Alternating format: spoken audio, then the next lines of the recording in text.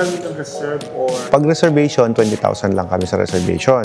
Yung machine, hindi pa namin gagawin yon. Pero pwede na kami mag-site visit. Where are you going to sign the contract? Here. Sa Department of Health. We will prepare the Department of Health Certificate of Product Registration tsaka FDA. Any water source, we can treat it for you. Deep well, shallow well, ilog, sabi mo nga. Ganong kadaming parameters po yun? Magbe-base po kami sa water source nyo. We will design the machine. According to sa membrane code, 3,000 ang capacity niya. But in actual, we always base on the water source. Kung lasa ang concern kasi po, meron po kasi kami mga ginagamit na filtration system na parang na-enhance po talaga yung lasa. We customize the machines. So yung salinity, ano yung mga advice mo sa amin? Kung magandang package kasi syempre yung high-end kung i-offer ko. Pero yung like per package, may softener na ba? Lahat po yan meron. Yung 380 ppm, I will not recommend yung mga lower package namin. Ang goal namin dito, mabigyan kayo ng good machine na hindi kayo na overspend. Ang technical po, you can rely on us eh. Pwede ka naman namin i-assist eh. Kasi may mga delivery boy nga po, ina-assist namin, nakaayos naman po ito eh. Sinimplify kasi namin to. Hindi ko ma-recommend yan na pampalengke. Ang social naman ng palengke nyo. Tube ice po yan eh. Sa palengke ginagamit, black ice. Basic necessity ang product namin. Kasi may housing kami. From housing, from drinking, meron kaming food, restaurant, meron kaming yellow, meron kaming laundry.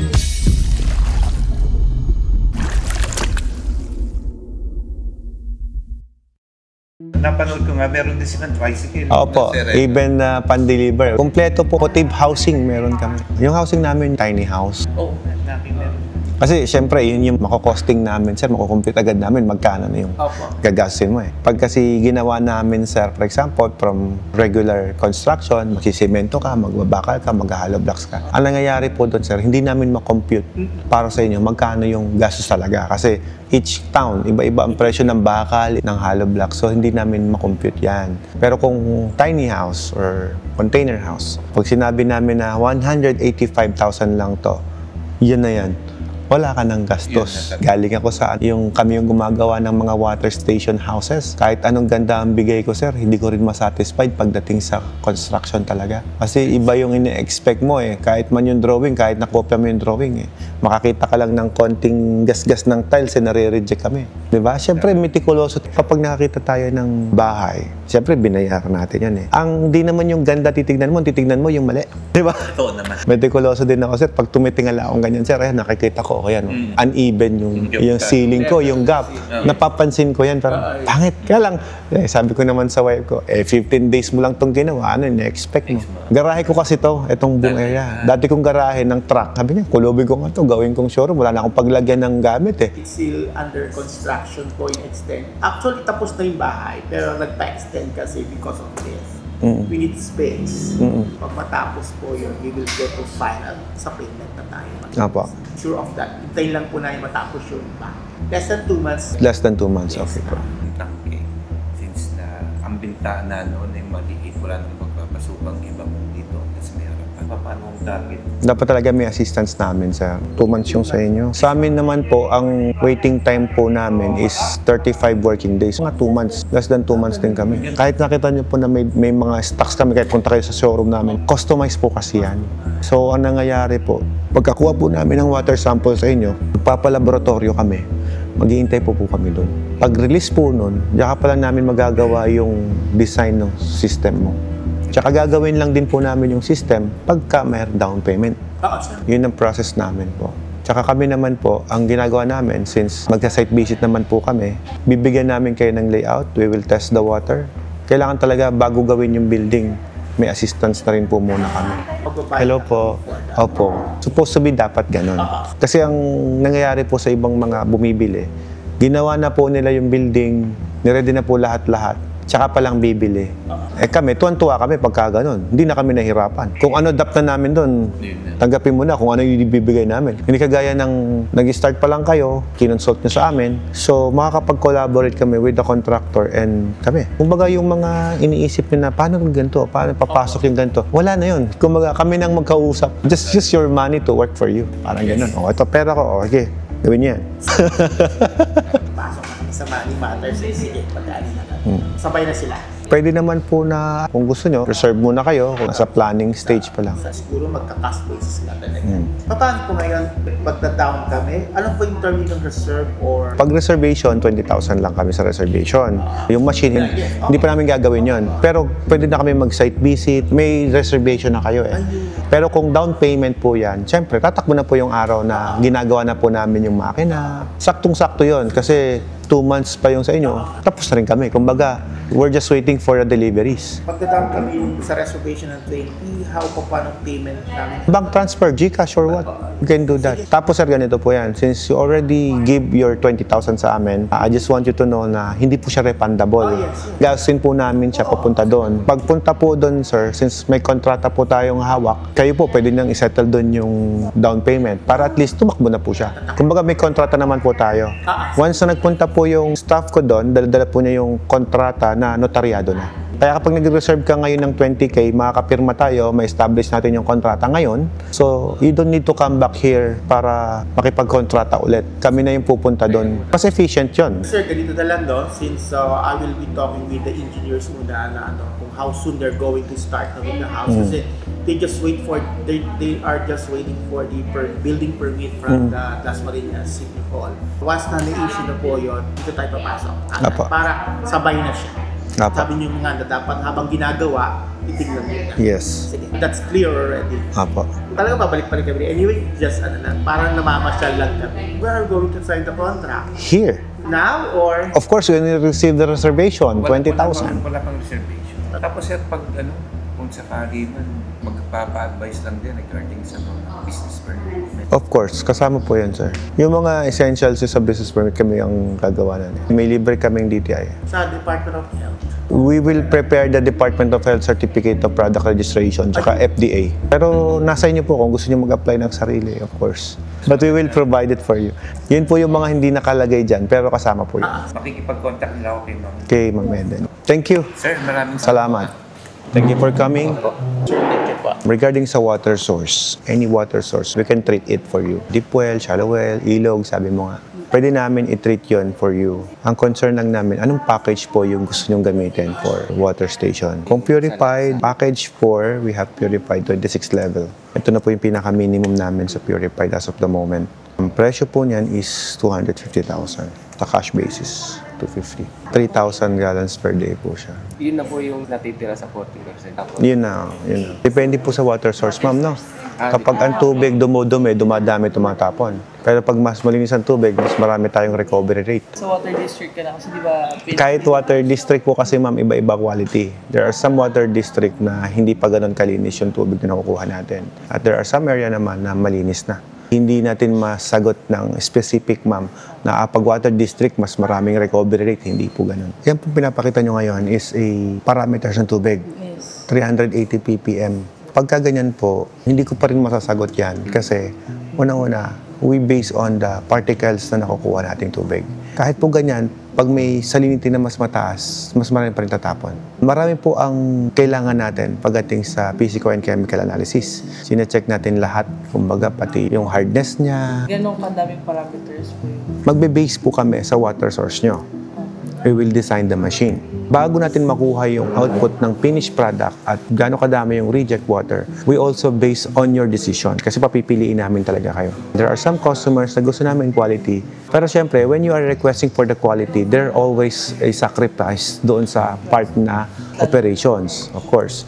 Kapag po sinabi, quality ang gusto namin, syempre, lumiliit ang product. Kasi ang mga membrane po, iba-iba po ang butas niyan. May mga membrane po na malaki ang butas. May mga codes kasi kami, yung UPL, Ultra Low Pressure Requirement. Meron tayong mga seawater, yung BW. Meron tayong SW. Kumbaga, yung BW, brackish water.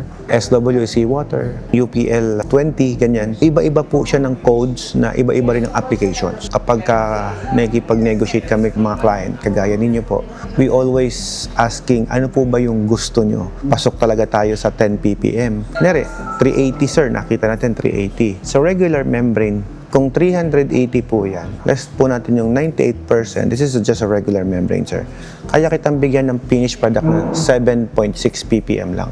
Sabihin mo ng 8 ppm yan. 7.6. Yan po yung kaya namin ibigay na finished product. Kaya ang passing po natin, 10 ppm and below. Gusto ko mas mababa pa.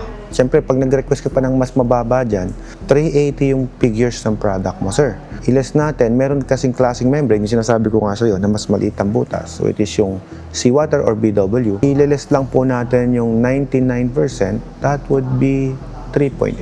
Pero again, pag lumiliit ang butas, dumadami po ang reject water. Kumbaga, hindi ko ma-specify. Kaya sabihin natin na, 3,000 gallons per day. Teka, hindi yan eksaktong 3,000. According to sa membrane code, 3,000 ang capacity niya. But in actual, we always base on the water source. Question lang, yung 3,000 GPD kanina is 60% of this. No, that is the net. Ayun yung capacity. Pero ma'am, sabi ko nga, hindi natin nakukuha lahat yan. That is the maximum capacity of the membrane. Yung actual, nakakakuha kami ng 2,600. Pag madumi yung tubig, 2,500. Minsan, 2,000. Ibig sabihin, sir, if you're going to buy a 6,000 gallons per day double membrane, kung 2,500 lang yun, di 5,000 lang yan. Nawala agad yung 1,000. Can we try yung water nyo with the 8 ppm and then the 3.6 ppm? Paano natin gagawin yun, ma'am? Try to drink it. Check natin ilang ppm ba yan. Hindi ko rin alam kung ilan ngayon ang ppm yan. Kung conservative kayo pagdating sa parameter ng tubig, medyo magiging marami talagang tumatapon. Agree. Check mo yung TDS nito kung ilang ppm to. Baka 12 yan or 10 yan eh. Hindi ako masyadong sa parameters ng tubig. Kasi sumusunod ako kung ano yung lasa pa rin. Kasi we're trying to build a market doon sa area namin with kasi yung mga water filling doon, we see, we're trying to figure it out what is the best for that certain market. Kung lasa ang concern kasi po, meron po kasi kami mga ginagamit na filtration system na parang na-enhance po talaga yung lasa. We customize the machines. Yun po talaga yun. So, kahit anong package naman, customize naman po yung ino-offer namin. Efficiency pa lang ang mina-market namin when in terms sa paglaki ng system, paglaki ng makina. Usually, sir, sa package 4, how much yung kilowatt niya per month? Hindi po kasi sasabay-sabay umaandar. Mas maganda mambigay ko na lang sa yung horsepower ng mga motor. Specified din naman dito na we're using a 1 horsepower pump. Pero kasi hindi namin alam, sir, ang problema ko if you'll give us The figures? the HP, hindi ko alam kung kailan yung gagana. Kaya that's why I'm asking for Iyan nga po ma'am, kasi hindi rin po siya sabay-sabay gumagana. So pag kinumpute mo siya ng sabay-sabay ma'am, hindi pa rin po siya matototal. Okay, ganito na lang ma'am, para at least mas madali computein.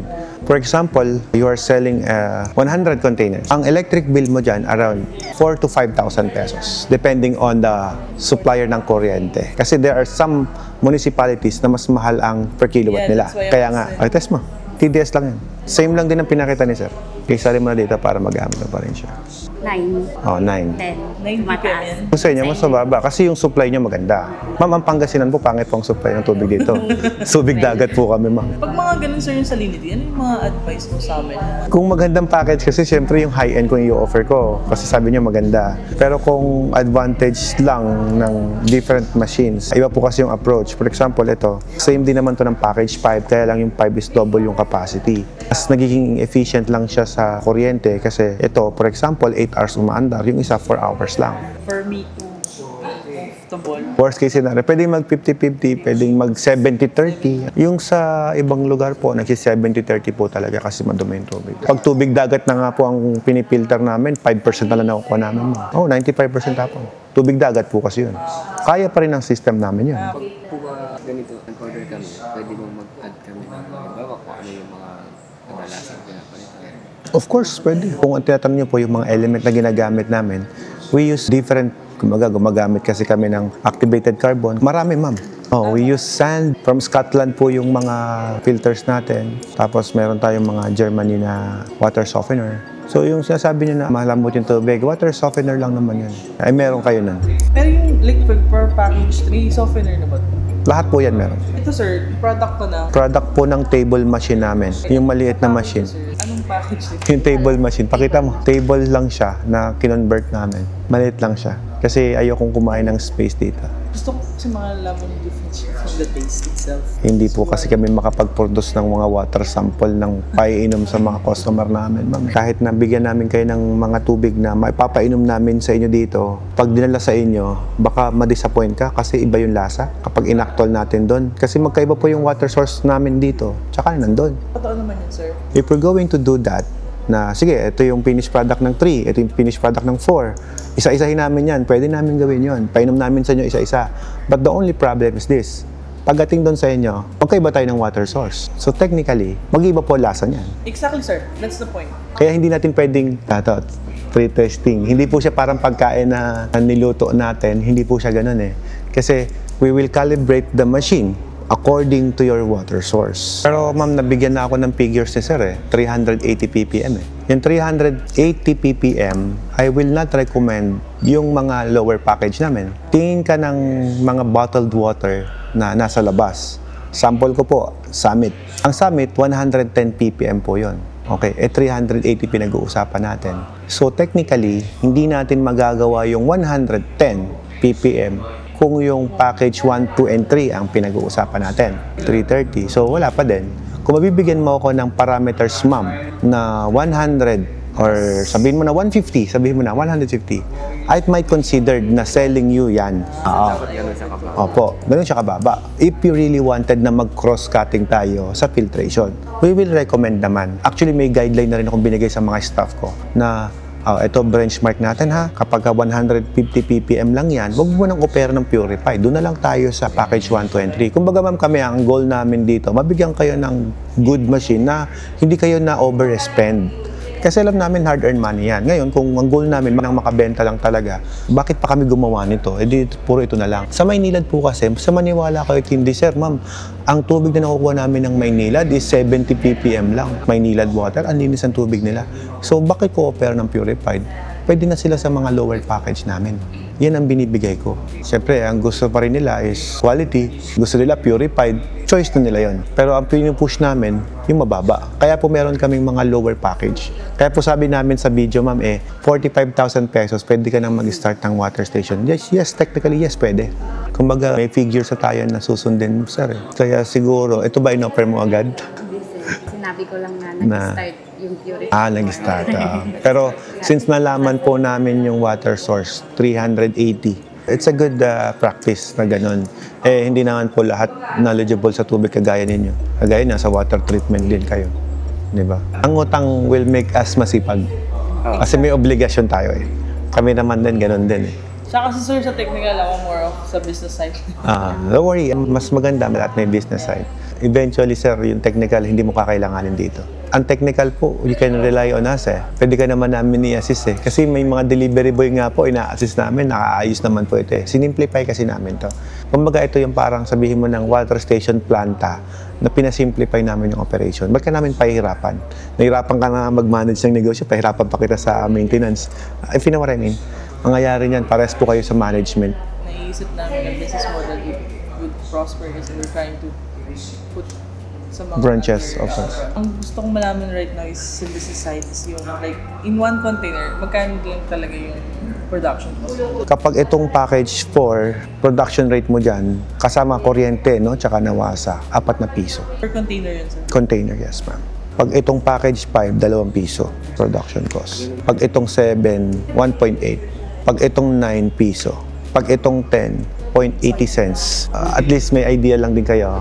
Ano ba advantage yung malaki? Naging efficient kasi. Pag dumating po yung mga yellow ko na machine, may mga ganito ako, tsaka meron akong malaki. Ito yung maliit, yung kalahating tonelada. Per day, yes, half ton. 545 kilos yan. Pero syempre, kahit sabihin mong 545 kilos yan, hindi yun maximum. Mainit dito eh. So, nababawasan natin. Mga 70%, 80% lang yung production. Sabihin mo na 80% lang. Tanggalin mo na yung 20% kasi mainit eh. Kasi yan, syempre, ginawa yan sa malamig na lugar. Hindi ko ma-recommend yan na pampalengke. Ang social naman ng palengke nyo. Tube ice po yan eh. Sa palengke ginagamit, black ice. Yung mga pang-isda. Iba po yan. Meron din kaming ganun. Pre-order. Maraming pong klase. May cube, ito po cube yan. May tube, may black, may flakes. Lahat po yan available sa amin. Yung mga flakes po ginagamit sa karne ng mga manok, isda. Yung black naman ginagamit sa mga panggilid ng sorbetes, sa palengke, kagaya ng sabi mo. Diba sa mga mall, makakita nyo yung mga manok nakalatag doon sa ice. Yun po, may flakes din. At least ma'am, meron lang din kayong idea na, dito pala meron ding yelo. Meron din palang labada. May laundry din kami. Basic necessity ang product namin. Kasi may housing kami. From housing, from drinking, meron kaming food, restaurant, meron kaming yelo, meron kaming laundry. Food, shelter, house, clothing. Lahat meron. Motor lang di ko binibenta, sir. Transportation lang I cannot produce. Yung mga basic necessity that you can use for your business, meron dito, ma'am. You're in the one-stop shop. Ano yung terms of payment? 2 years to pay and 1 year to pay. Hanggat kami ang gumawa ng machine, yung service niyan wala kayong babayaran. Walang labor. Ano bang gagawin natin? Nag-avail na, sir. Anong package ang nabil? 9. Lahat naman ng negosyo, sir, pagka minanage mo ng tama, inalagaan, kinultivate, kikita. Sir, baka may mga katanungan ka pa, sir, ha? Wala akong halos katanungan kasi napanood ko na yung mga videos. Pangilan na ba ngayon pumunta dito? 1, 2, 3, 4. Pag magbebenta ka ng tubig, kakapusin ka. Oo nga po. Kasi doon sa napanood ko sa vlog, may capacity ng water. Yes. Kasi ang dilemma doon sa lugar namin, kami medyo malayo na pagawa ng mga alam. May mga waste chemical doon. Mga tumatapon. Hindi po yun makaka-apekto sa atin, sir. Lahat po ng impurity sa tubig, tinatanggal po ng system natin. In case po dumating yung time na gusto ko rin maglagay ng water, magbenta rin kami ng water, wala namang problema. Kakapusin ka sa yelo. Kung plano mo palang magbenta ng tubig in the near future, kuha ka ng mas malaki para hindi ka upgrade. From ground ako from walang puhunan Kumbaga, puhunan ko lang, sir. Nagbenta ako ng mga gamit ko. May R1 ako, binenta ko. May Honda Civic ako, binenta ko. Bakit ka nagwo-worry na pag nasira yung machine mo, hindi na magagawa? Sa cellphone pa lang, over the phone pa lang, kaya ka namin i-assist para mayari yan.